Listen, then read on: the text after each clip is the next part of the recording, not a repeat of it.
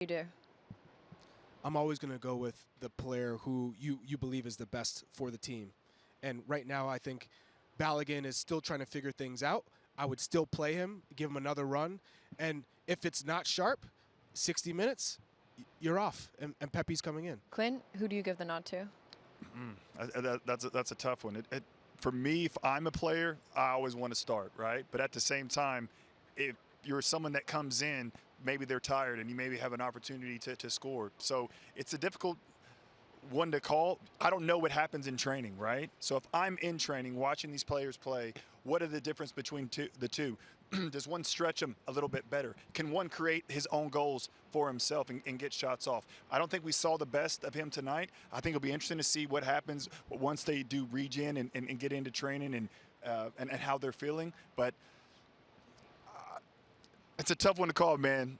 Training is not going to decide this one because they won't train tomorrow. Then it'll be a light training, and then it's the game. I mean, in terms of injuries, like how tight are you sore from the kick, and what have you.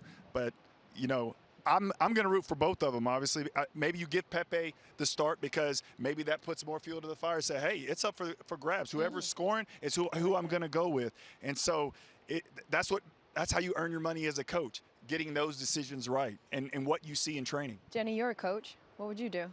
Well, I didn't really see anything besides the goal for him. And honestly, Pulisic was involved in every goal. And if he didn't bump into Pulisic, he's offside on that goal. So, I mean, that was did you see anything else from Pepi? Well, as a striker, beyond that, and coming in when everything was in turmoil, he just looked good. As a striker, you're based on can you finish the goal? Fair. What's your goals? You get an opportunity, one goal. Typically, that's how you operate as a striker. You're based on your production.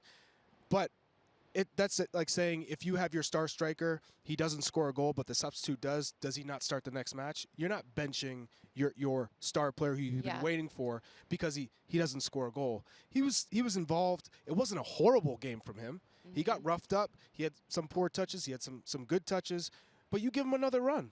You believe in this kid. This is supposed to be the future at this position. That doesn't take away from Pepi if he keeps producing.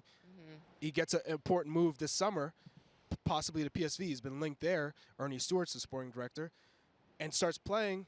And Balogun isn't delivering on a club scene. Then next time you come out, guess who's getting the run? That's how it's always worked. Who's producing? Who's hot? If Balogun scored 21 goals in Liga, he's your starting striker. You play him again. But if the roles reverse next year, he's not. Next season, Balogun's not playing. He goes to a competitive team. He's not getting the minutes. Pepi's playing. He's scoring. Pepi's your scorer. Pepi's your starter. You want to know my thoughts? Oh, I play Balogun. This is a window where we only have 2 games. Well, we would have 2 games regardless, and I want to see more of him. I think the best way that he's able to get adjusted playing with these teammates and have a chance to have success is to get more minutes under his belt. And so, okay, didn't go. This is a baptism by fire, by the way. This is an incredible first game to play.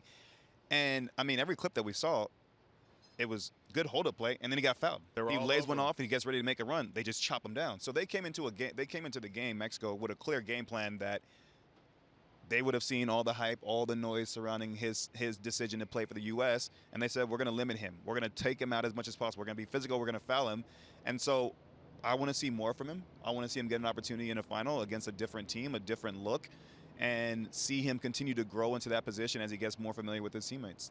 To Mo's point, it was difficult in terms of a game to come into, how we started, how tight it was, how you were getting fouled. And then we get the goal before half. We come out at the beginning of the second half, and then we get the other goal. So it's not that we're going to keep pressing and put ourselves in a situation that we let them get back into this game. So as a striker, he wasn't in a tough spot there. But it's a tough one to call, but I agree with y'all. I think you got to give him more minutes, even though I love Pepi being from Texas, and you keep him hungry, keep him wanting to come on and show that he should be playing.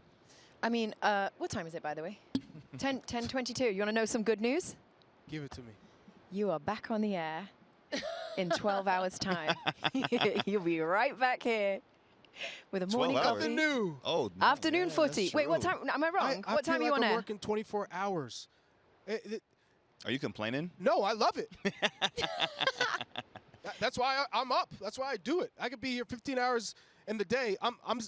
I still got the energy. I'm ready to go. All right, well, you stay here. We're going to go. You do this next.